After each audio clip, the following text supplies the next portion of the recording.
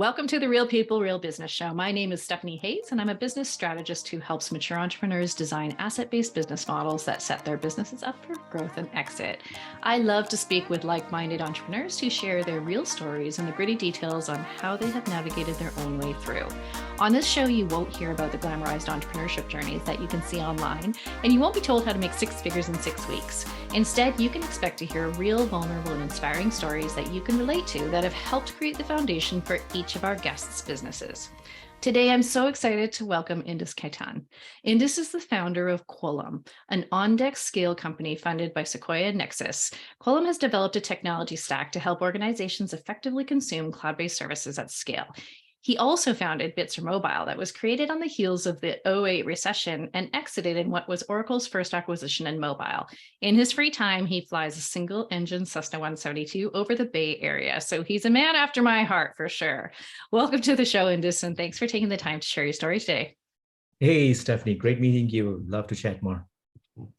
So tell me the story. How did we end up in Quolum?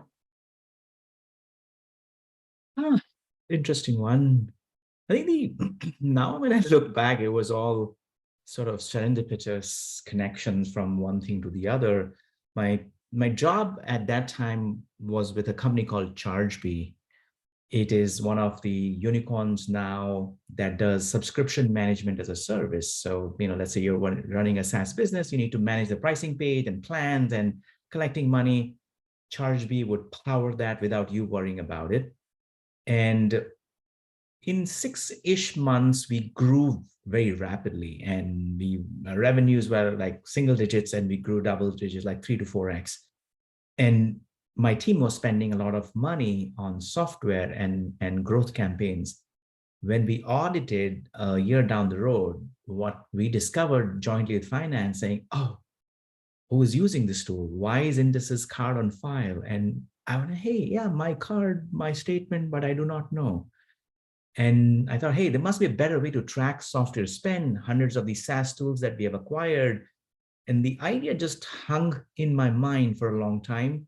And finally, I caved in, could not let it pass, quit ChargeBee in summer of 2019 and thought, hey, let's build something to solve this problem for buyers where they don't waste money on software. And hence Quolum was born. So this is interesting because we talk to a lot of business owners who have maybe like more of like a consumer focus. And I happen to know your space really well because I do work in cloud FinOps and in technology business management, which is, cost transparency and all that sort of thing. So I get it. But tell me a little bit more about recognizing the opportunity, because these are big business to business customers, right? These are customers who have significant amount of spend on software as a service, infrastructure as a service, platform as a service. So who are these clients? Yeah, these are companies that have $100 million in revenue, thousands of employees. Typical SaaS spend would be $10 to $20 million annual. And I'll give you one example. A 300 people sales team having 300 units of Salesforce license, and then later downsizing it to 100. And in nobody's mind, it would reckon that, hey, we have to also downsize the contract when it comes to renewal, because nobody's paying attention to a 5-line item description in a contract which somebody else signed because the VP of sales now moved on, new guy comes in. And now multiply that Salesforce investment to 25, 50 different tools, and you have a problem of plenty. It's my refrigerator where I went shopping, accumulated all the groceries I could buy, and then not cooking for the whole month. So what happens? Things rot. I have to recycle or throw it out. And that's what's happening to software. That sounds like my house. I have teenage boy and he eats so much food that I feel like my fridge just keeps getting full and full and full and full and full. And then he changes his mind about what he likes the week after. And so that all this that sounds like a CMO. That sounds like a VP of marketing saying, hey, I changed my mind on the stool. Let's get another one. What happened to the one that you bought earlier, mister? No Yeah. answers. And interestingly enough, like to me, it's interesting that you focus on sort of um, the marketing department as a consumer, because typically when we're talking about cloud spend and we're talking about, institutional spend, we go straight to IT. Like, what isn't IT responsible for this? Except FinOps is all about, you know, the end users owning their spend and becoming accountable for their spend, right? Absolutely. I think this is the classical uh, mistake that has happened in SaaS purchases, saying, "Oh, who buys software? Not me, it's IT." Guess what's happening with IT? They are busy provisioning laptops. They are busy giving you accounts and worrying about nobody should hack into your enterprise. They're not worrying about whether you're using software or not. It's finance because they're writing the checks. Hence this phenomena of emerging FinOps saying, oh, let's go to finance if you want to choke that, so the flow of money. And hence it is becoming important as an intersection of the user and finance to control the spend. And do you think that your clients, your organizations who are interested in what you offer, do you think they get that? Do you think they are starting to see the transition of responsibility and accountability for spend go moving into and do they want that? I think we are seeing that. If you look at a company that has, let's say, 700 employees, 100 million revenue, the strongest team is finance, and IT either reports into finance or reports into the CTO's office. And it's a 5 people and a dog IT team, right? There's a small infrastructure, and it's a shared responsibility. So emerging thesis is they are starting to understand that, hey, somebody else is buying, I'm only provisioning or deprovisioning an account. So let's talk to finance, and they are on the table now. It was not the case, let's say 15 years ago, 20 years ago, when we had a handful of vendors. So if you wanted software, let's say 15 years ago, you would go to IT and say, okay, I'm going to call Oracle, I'm going to call Microsoft, I'm going to call IBM. And those were the vendors of choice to buy software. It made sense back then to go via IT. Today, it's me as a VP of marketing. My department has 50 employees. They buy whatever they want to buy. They're not going to IT. They're going to finance to get the money. That's it. So who's responsible? Me as a VP of marketing and my finance team. And that's becoming more and more mainstream as a thesis that, hey, it's the finance person who's writing the check. And that's because there's no responsibility for you as the consumer to provide any sort of infrastructure, right? You can consume a service. And so what would be that you know what you need best as a line of business. So there's no reason to involve IT anymore, right? At least for some of these SaaS products. So you recognize this need. You recognize the need to have a better stack for controlling, having visibility into spend, et cetera, et cetera. And you went out to start up a new business, to start up a new venture. And you went for money, right? Sorry, I didn't get the last one. You went for money. You raised funds. Yeah, Did we you, raised. Yeah. Sorry, go ahead.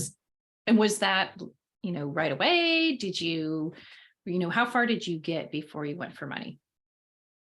If you look at the timeline, left Chargebee in summer, had a thesis in my head that, hey, this problem has to be solved, but did not have a product in mind in terms of how would we solve it. Would we do a better version of a dashboard, a spreadsheet, or a workflow? No ideas, just some sketch in the mind. And then 6-7 months down the road, when the thesis got cemented a little bit more, we raised our seed round in December, January timeframe. There's 2019, December, Jan 2022. And with that money, we started building towards a product. And when did you launch sort of the full stack? So we had a slightly tumultuous journey. And this is because of the nature of the beast. Nobody wanted finance to engage with software buying. because IT was the mainstream. So our thesis was, hey, finance has to be in the mix. The product has to be built for them, and it requires widget A, widget B, widget C. So when we did our beta launch in the summer of 2020, unfortunately, COVID had just happened. So there are all sorts of other issues that happened. I had a 6 people team, everybody quit thanks to COVID. But we kind of overcame that piece and built the beta version of the product. Every CFO that I chatted with and said, yep, this is interesting, but unless I am in the flow of money as a CFO, as a finance department, this does not excite me, because all you're giving me is what you had given it to IT, except with some more bells and whistles. You have to foundationally think, if you want to do spend management for finance professionals or for the office of the CFO. So we were like distraught and went back to the drawing board and started thinking about how can we do better. And of course, we were surveying the finance folks, what would you need when you say flow of money? Fast forward 2021, we did a beta launch. We had 10 customers using the product. Fast forward to today, 2023, that we ended, we have 50 customers, 26, 27 of them paying. And the thesis still remains, build it for the CFO's office. So a little bit of an upside down journey, but we were on track in terms of what we are building. No, but I love to hear that, because I think a lot of people think, you've got this one shot. You've got this one shot at your hypothesis, and you got to build it, and you're lucky if it works. But it sounds like, you went in, you thought, I think I know what we're building, and got knocked down. But that was probably the most valuable information you could have been given, because the customer is going to react in a way.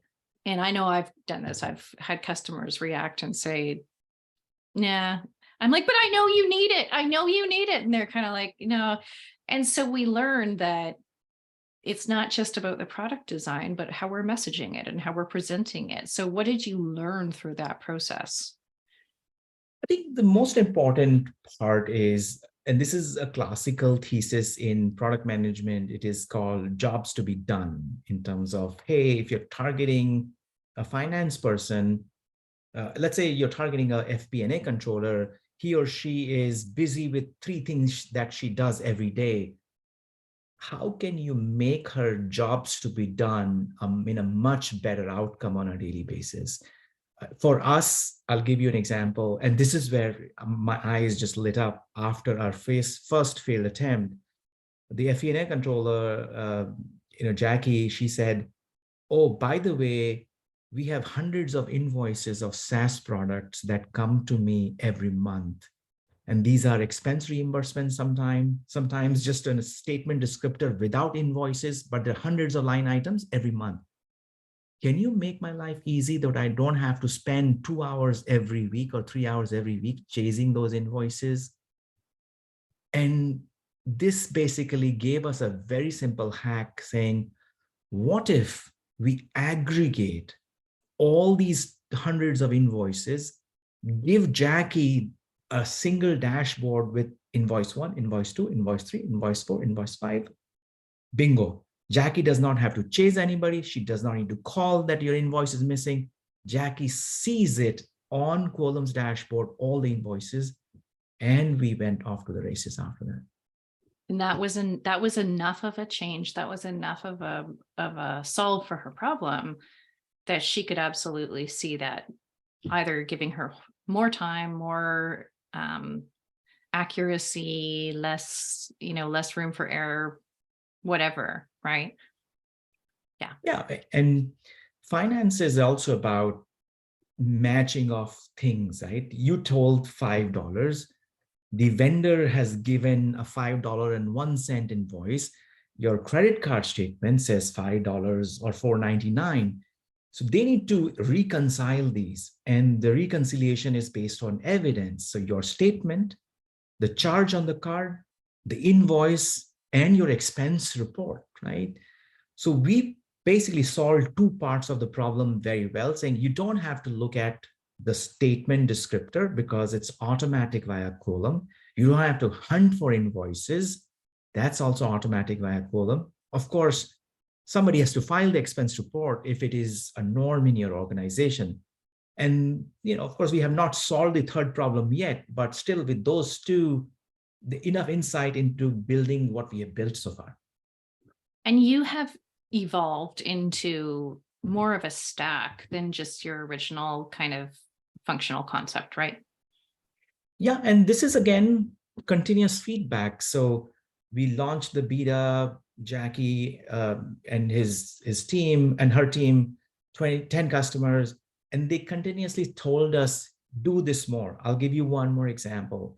So same set of customers, I said, oh, by the way, we have this Salesforce subscription and I want to renew this. Do you have staffing? Because I don't understand how to negotiate a Salesforce license. And being a product entrepreneur, I said, no, but this is not up our wheelhouse because, we write code and things just work magically. And what went on is, just put one person and make my job easy. So we added this thing now called the buying concierge. Essentially, it's a professional service where you don't have to put your time to negotiate or cancel or buy a new product. We do that. So it's again, to your comment, Stephanie, we evolved as a full stack. So start with the front, which is helping buy and pay and renew, go with the back of FinOps, say aggregating contracts, aggregating invoices, and make the time much, much more compressed that you don't have to waste it. So one of the things I hear from a lot of entrepreneurs, especially in the tech space, because things change so quickly, is that process, first of all, the process of going and looking for money, and secondly, the process of going through the iterative development can be really demoralizing, can be really, really challenging, right? And a lot of people, that's when they throw up their hands. They say, I'm done. So how did you find yourself kind of moving through those phases and through those, discovery phases without losing the momentum? The fundraising is absolutely, I don't want to use those words, but let's say draining. I think there's easy diplomatic word out. It's draining. It takes time. You have to find people who are convinced with your idea based on where you are, convinced with the market based on where everything is, which is the macro, and convinced about you as an individual and your ability to execute. One of them showing a yellow flag, chips are down, right? You won't be able to raise money. So in my case, what I did was in 2019, and the easy way is you pull your immediate circle of influence. So investors that you interacted in the past, or you build relationships over the last 10 years, or angels that that's the first port of call. So when the plan was to raise money, I started reaching out to folks in my network and got a few of them interested, saying, hey, this is what I want to build. And luckily, and this is, I do not know how to position this, but sometimes it works in the favor of someone who has done one startup in the past, because it gives a proof point to an investor saying, oh, this guy, maybe he will be able to execute this idea because looks like he's done one in the past. So that conviction on the side of the investor is easier for you as an individual. The two things that are variable is the market, the macro, and what you're exactly building. So using some of the people that I have known in the past, I reached out and I was able to raise money. I'm in the process of raising another round. I'm digressing on your question. I'm in the process of raising another round because we have seen growth in the last 6 months, and I think we are ready to scale. I kid you not, absolutely worst time to raise funds right now. This is what I've been hearing. I've been talking to a few founders over the last few weeks who are just like, oh my, it's just a slog right now. Yeah. And to answer your question, the second part in terms of the product, I think you as a founder, you have to be the judge. You have to know your market like crazy, like nobody else understands it. Otherwise, there'll be hundreds of people who will tell you that you're wrong, or you will start having your own self-doubt. So I think there's no right answer to that. How do you do it? But you as an individual, you have to have the conviction that if I'm building for the CFO, I better be in that direction. May not be right, but better be in that direction. You would change what you would build. For us, we built something else not other than where we started, but directionally for the office of the CFO, directionally for SaaS spend management, but not the exact product that was designed in the January of 2020. I think it's an interesting conversation because I have worked in B2B, right? So selling into corporate and big organizations and in this space and selling services. But I've also built a business selling into, the consumer space or selling to individuals. And it's such a different world. It really is. Even if you're selling somewhat similar services, because I find on the consumer side, it's so much more about the messaging.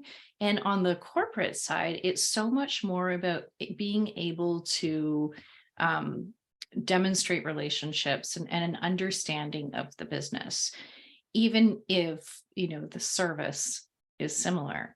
And so I'm wondering, like, when you're building a business to serve the corporate market, are you focusing on different types of kind of growth mechanisms and different types of marketing and different types of relationships?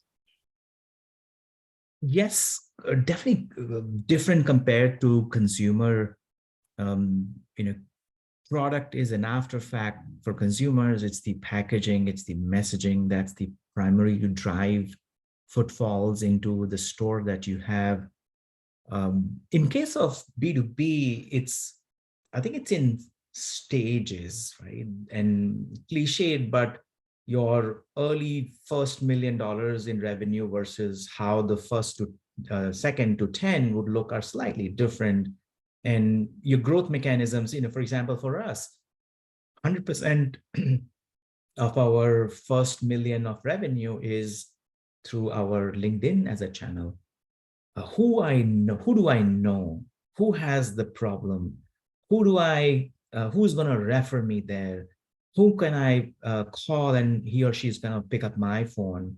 I think it doesn't matter what your product is, your messaging is, your website, your connective tissue to the customer has to be your first degree of connection, your immediate network. And we use that. And that's, I think, the growth mechanism in your first phase of the journey. The second and third, is table stakes. You have to have content, you have to have press and media and demand gen mechanisms.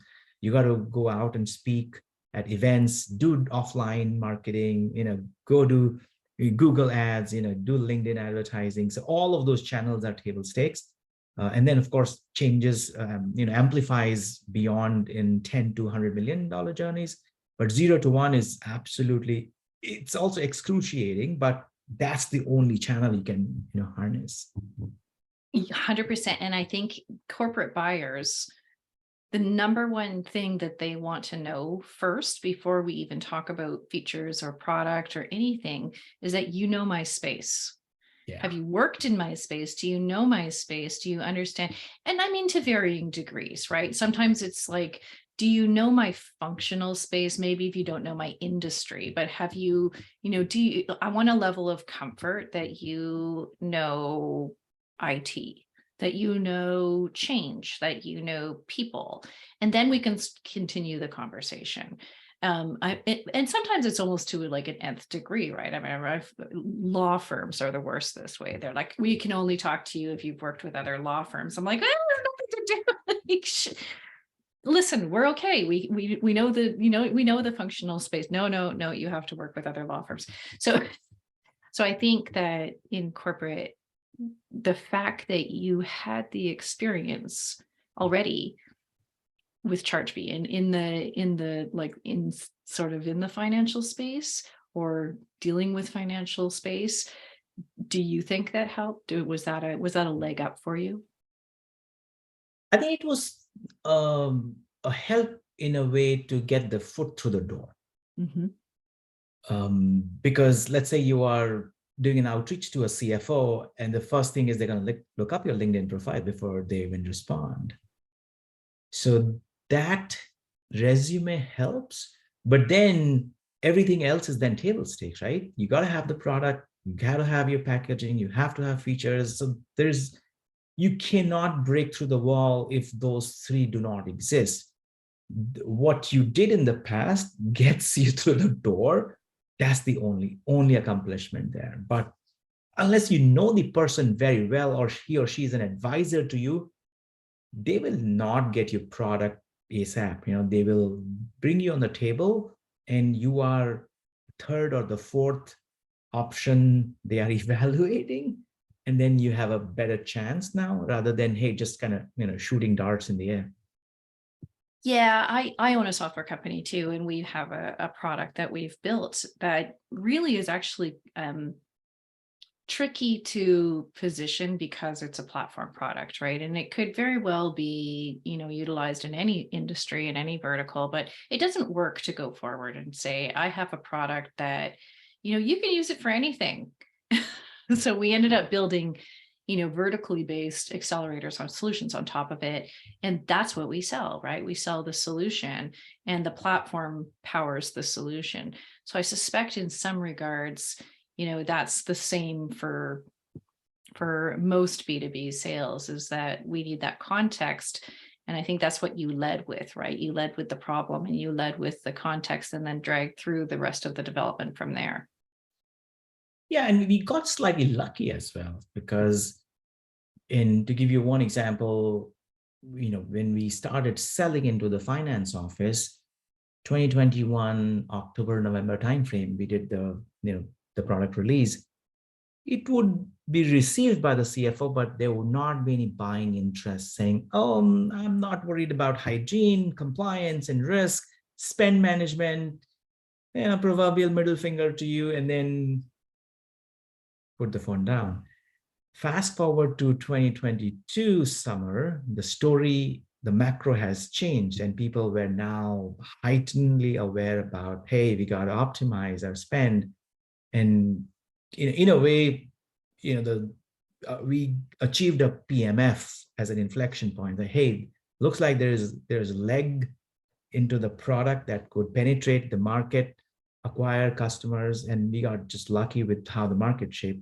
Otherwise, we would be struggling. If the market was still very much gaga days of growth, having free money, people would not be worrying about saving 30-40% of their software infrastructure cost.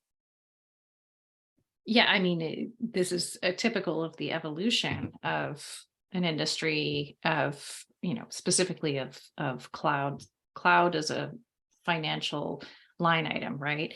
And there's such a shift, there's a change to, the concept of operating costs as opposed to capital, and the way that we look at money and who's responsible for it, and the distribution of all. So I think all of that's probably working in your favor, but it's very good timing right now to be servicing, FinOps, and to be servicing the emerging focus on financial management within the technology world and within IT spend.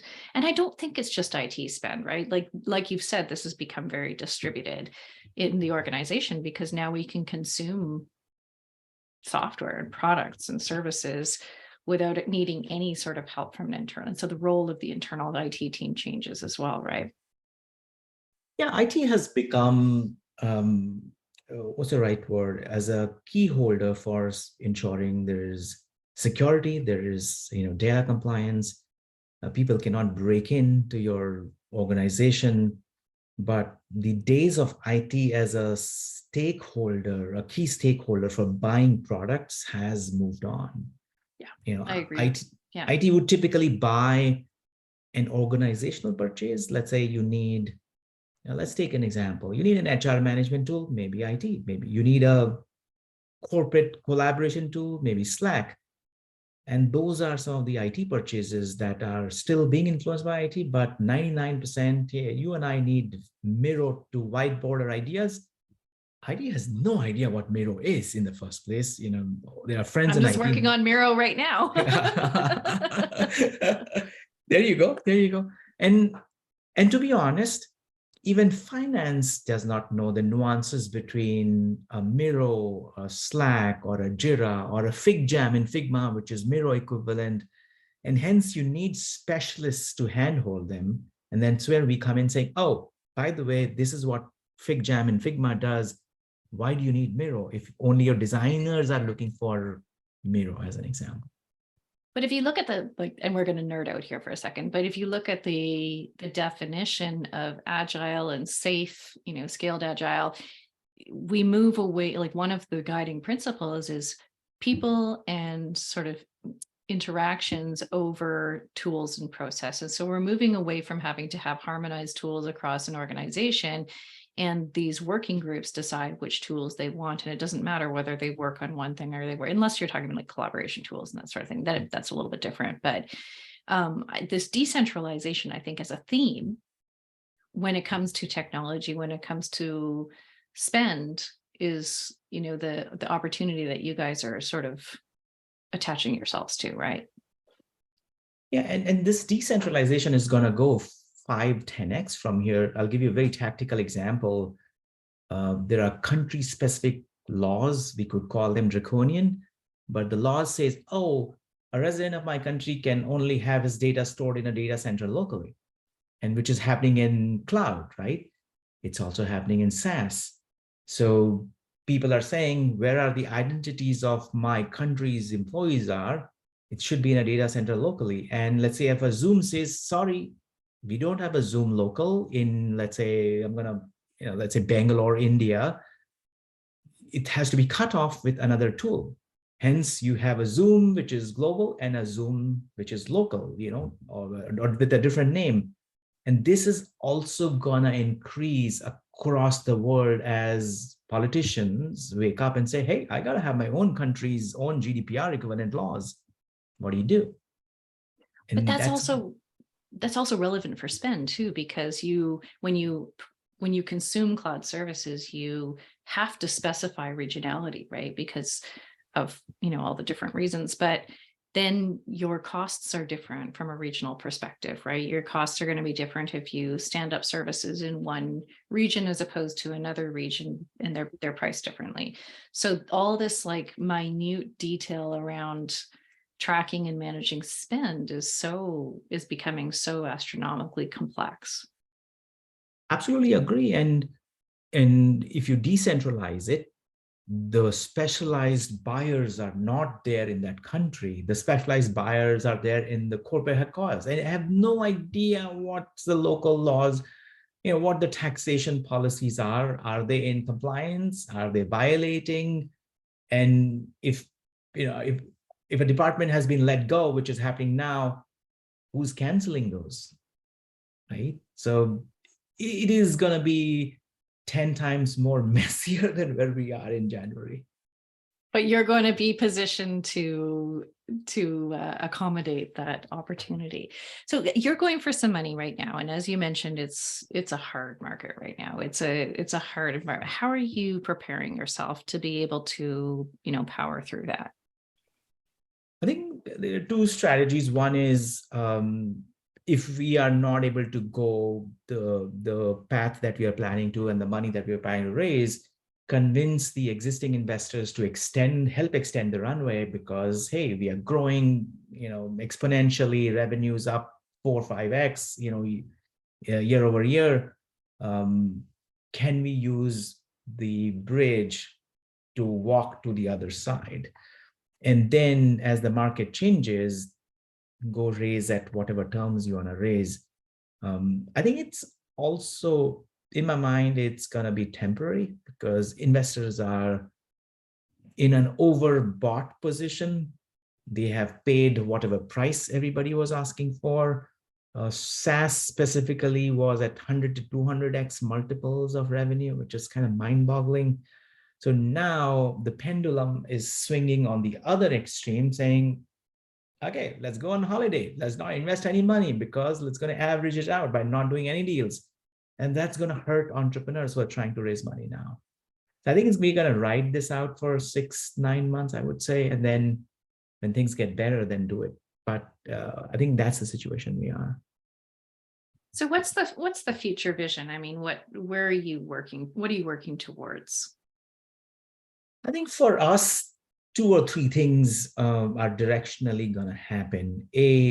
Spend management by itself is a very large play. If you look at companies such as Coupa and SAP Ariba, Oracle, if you look at pure place spend such as Expensify, or even the card vendors such as American Express, they do not have the capabilities of recurring software purchases, and software itself is $600-700 billion business in the next 5 years. How do you build a very large business around it? That's what we're going to enable. So a vertical inside the organization with a large TAM of controlling software or cloud spend, I think that's where we are going after. Other directionally possible journey is, hey, can we be the marketplace to help companies buy software easily? Again, it's a far-fetched 3-4 years down the road. There are a couple of marketplaces already in action, such as AWS does it extremely well. Some parts, and some parts are not there. The big piece that is missing today in any of these journeys is it's only about transaction. Hey, pay me and get done, which is like, you're buying whatever you want to buy on Amazon, like a pair of shoes. Pay me and done. Amazon doesn't care. You want to return and that's and that, and you're done. In case of software, recurring software, the purchases are every frequent month or a year. There is no infrastructure today to enable that behavior. So for us, there's an opportunity to build something much more grand beyond where we are.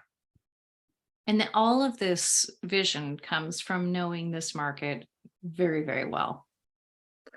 I think that's given. You have to know the market. I've been in the industry for almost 20 years now. As an engineer, I wrote code for, backup products, and then built B2B businesses and security businesses. So you have to know the market. Either as a consumer, you would know a little bit of the market, but if you're on the other side, who the players are, who the buyers are, who influences a decision, I think that's table stakes. You got to know the market very well. Well, and so another interesting question for you is, you came from a technical background, and I've been in the IT industry for 30 years, and you see a lot of sort of the technologists, become founders because they and in my mind, there are sort of these 2 types of technology founders. There's the ones who are completely obsessed with the technology, and then there's the ones who develop sort of a business education. They develop a business focus. When I talk to you, I hear, a very developed understanding of what the business side of the business needs to be as well. So when did you make that sort of transition, and how did you make that transition, and how does a tech founder who has been immersed on the technical side, who knows that they have something, how do you make that transition? Great question. I'm thinking. I think how it happened for me. So I was just a coder. I'm a computer science major by degree, and I loved writing my 2 lines of code, drink beer at 7 p.m., go home happy, nothing else to worry about, right? And over a period of time, then I had a transitionary job at a company called Symantec, now then very popular. They do backup software and then antivirus and all that. There I got infected by this bug of marketing, where I saw firsthand how campaigns are launched, how digital media and assets are managed, how you personalize collaterals in a very practical sort of things. And that educated me. And luckily, some of my bosses, mentors back then and managers and deciders of my fate were kind enough to educate me a little bit more beyond the technologist I was or the coder I was. And that was an early transition. But then I realized that, the things that I talked to my wife about became successful businesses 2, 3, 4 years later. And I kind of started contemplating, maybe I understand the market a little bit. Maybe I understand buyers a little bit more. Maybe I understand the segment of technology a little bit more. And then one thing led to the other. We got two of my co-founder. We started this mobile security business in 2010 that became successful. I was still kind of an in-betweener, new technology, but a little bit of a market. But that 3.5, 4 years was my graduating class from a transition from a pure play techie to somebody who understands the business. And that has not stopped until, where we are right now. But I think you're unique in the sense that I don't necessarily think that you can just teach those kinds of skills. I'll tell you why. I have a master's degree in business, but my MBA was in the management of technology. And this program was designed, early on with the intention of putting technologists through a business education to grow these sort of like, expert resources that both knew the technical side and also knew the business side. And what we found was that there were 4 of us that were in the program that actually came from a business perspective. And the rest were these like kind of hardcore, like, probably haven't left the dark closet in the basement for a really long time. Super smart people, but they just struggled so much with, and I don't even think it's that they couldn't understand it. It's that it wasn't of interest. And it wasn't, I think what you have that a lot of like the technical founders who don't necessarily graduate to that level is an interest, right? You have an interest and a curiosity, and you wanted to learn it. And so I think there's a difference between understanding how markets work, or, from a textbook being able to be taught accounting or managerial finance or economics or what have you. There's a difference between what you learn that way and what you learn by just being curious and interested and like having a passion for it. I think that's given as an individual. I think definitely the curiosity bit is super high. I'll give you 15 seconds on that. Before starting Quolum, I had no idea how finance works. We taught ourselves, and you laugh at this, me and my couple of engineers watch YouTube videos for hours to understand how left and right debit and credit accounting works. To that level, and then we ultimately designed a ledger, we coded it, and it's functional. It sees millions of transactions every month, billions of dollars going in every day. To just learn it on the fly, whatever is needed. I believe it, right? I do, because I've done it myself. I've sold work that I had no idea I was going to deliver, but I knew that I could, and I knew I was interested in it. And I knew I could dovetail it into some of the work that I had done in the past. So I believe it. And I think there are certain elements of, the work that we do that can be acquired that way, but I think it came down to wanting it, right? To wanting to learn it. Agreed. Yeah. I think that defines the innate nature of an entrepreneur, an explorer, a pioneer, wanting to figure out what's there, and let me just walk that mile to see what's there, rather than maybe there's nothing there, right? That's kind of differentiates. I just know my technology, and I'm just going to like shoehorn it in, and somebody's going to like it. We're coming up on time. I have a question that I ask everyone that I interview, and I would love to hear your perspective on it. What's the difference between what we sort of hear out there in the business world, in the online business world, in the stories? What's the difference between that and what's real about being a business owner? I think what's not told is how much pain our families go through. What's not told is how much time we do not spend with our children or our spouses, and how much advice they give us just sitting on the dinner table saying, but maybe you should have done this. Maybe you should have asked that question, and say, oh man, I was wrong. Those stories are never told anywhere. The irony is that a lot of us start our businesses so that we can spend more time with our children. The driver for me finally taking that step out was the fact that my kids would come home and talk about their teachers and their friends, and I had no idea who any of these people were. I felt so isolated and so out of touch with my little kids at the time. And now it's like my kids are teenagers now, and it's like all I can do to get any information out of them. But back then that was the sacrifice. And so the irony is that we sacrifice so that we can have more time with our kids, but sometimes it actually works out to the opposite. Yeah, but also the hope is longer run, that, hey, when we are done and dusted with whatever our adventure is, we spend 24/7 with them. Yeah. Has happened with me after my previous venture. I took a year off and did nothing except sat at home, traveled, and absolutely amazing time. I think that's the hope.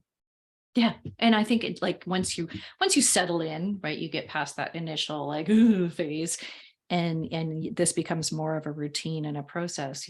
I would never trade the flexibility that I have to be able to go and pick my son up from his friend's house yesterday because he didn't think about the fact that there was no bus coming, right? I could leave at the drop of a hat and I could go do that, right?